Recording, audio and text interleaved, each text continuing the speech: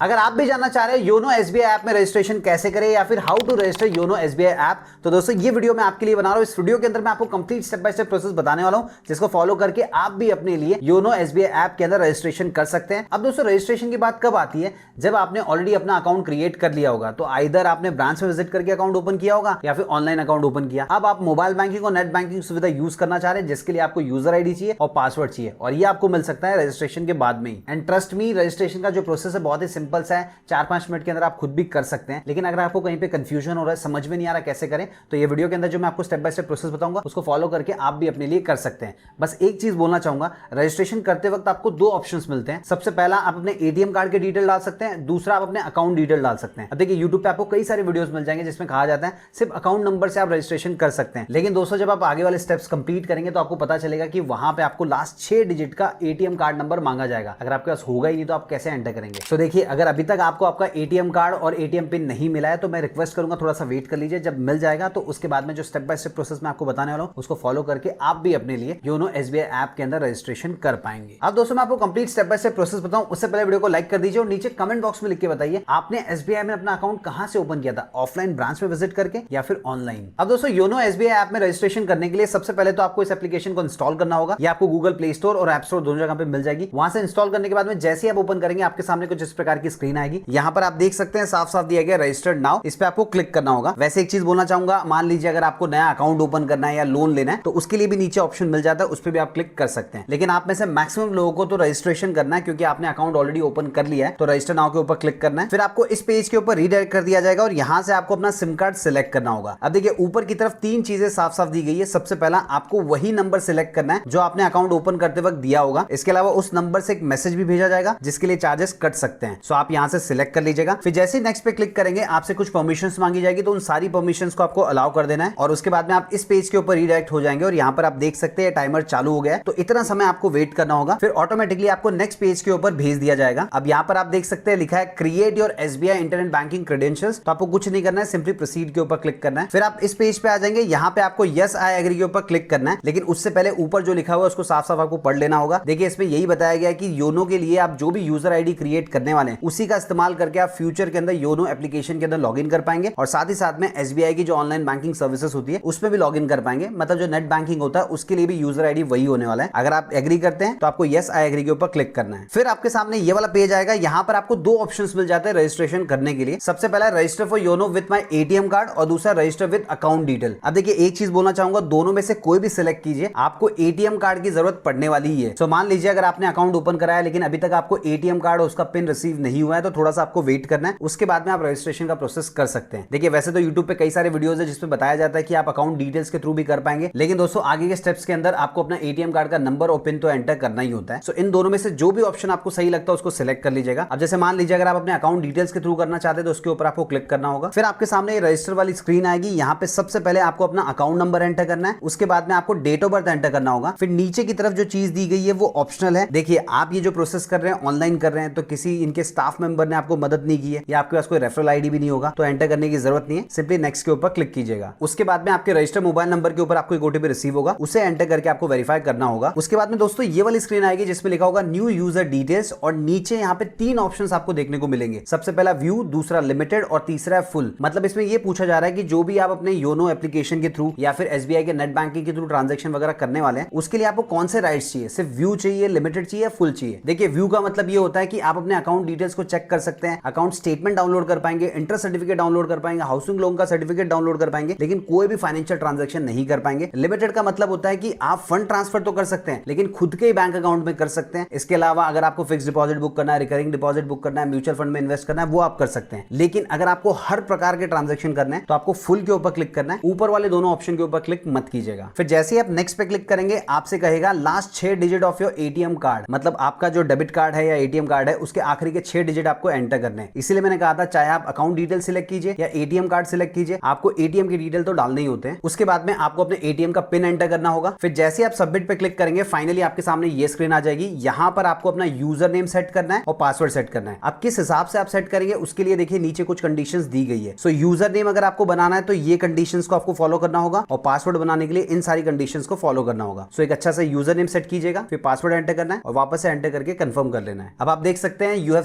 Successfully activated your account on YONO, मतलब हमारा जो अकाउंट रजिस्ट्रेशन का प्रोसेस था वो कंप्लीट हो चुका है। अब आपको एम पिन सेट करना होगा, तो उसके लिए देखिए नीचे ऑप्शन दिया गया सेट एम पिन, सिंपली इसके ऊपर क्लिक कीजिए। फिर एक कंसेंट वाली स्क्रीन आएगी, तो नीचे की तरफ चेकबॉक्स मिलेगा, उसको टिक करना है और नेक्स्ट के ऊपर क्लिक करना है, और फिर आपको यहाँ पे एम पिन सेट करने का ऑप्शन मिल जाएगा। देखिए एम पिन का मतलब होता है मोबाइल बैंकिंग पिन, तो कोई भी 6 डिजिट का एम पिन यहाँ पे सेट कर लेना है, उसे वापस से एंटर करके कंफर्म कर लेना है। अब एम पिन सेट करने से पहले कौन सी चीजें आपको ध्यान में रखनी होगी वो नीचे की तरफ दिया गया है। उसके बाद में आपको एक ओटीपी रिसीव होगा, उसे एंटर करके जैसे ही आप वेरीफाई करेंगे फाइनली आपके सामने ये पॉपअप आ जाएगा जिसमें लिखा होगा congratulations you have successfully registered. Okay पे क्लिक करने के बाद में वापस से आप इस होम पेज पे आ जाएंगे। यहाँ पे आपको अपना 6 डिजिट का एम पिन जो अभी आपने सेट किया था वो एंटर करना है, या फिर अगर आप यूजर नेम के थ्रू करना चाहते हैं तो नीचे की तरफ देख सकते हैं log in using user name. So अगर आप इस पे क्लिक करेंगे तो आपको यूजर नेम और पासवर्ड एंटर करना होगा। अब मान लीजिए आपने अपना 6 डिजिट का एम पिन एंटर किया, तो फिर आपके सामने ये स्क्रीन आ जाएगी। उसके बाद में अगर आपको अपने अकाउंट डिटेल चेक करना है, फिक्स डिपॉजिट बुक करना है, लोन लेना है, कुछ इन्वेस्टमेंट करना है, सारी चीजें आप यहाँ से कर पाएंगे। सो दोस्तों ये कंप्लीट प्रोसेस है। अगर आपको कोई डाउट है, कोई कंफ्यूजन है, कमेंट बॉक्स में लिख के पूछ सकते हैं। वीडियो पसंद आए तो वीडियो को लाइक कीजिए, दोस्तों के साथ शेयर कीजिए, और चाहे तो चैनल को सब्सक्राइब भी कर सकते हैं।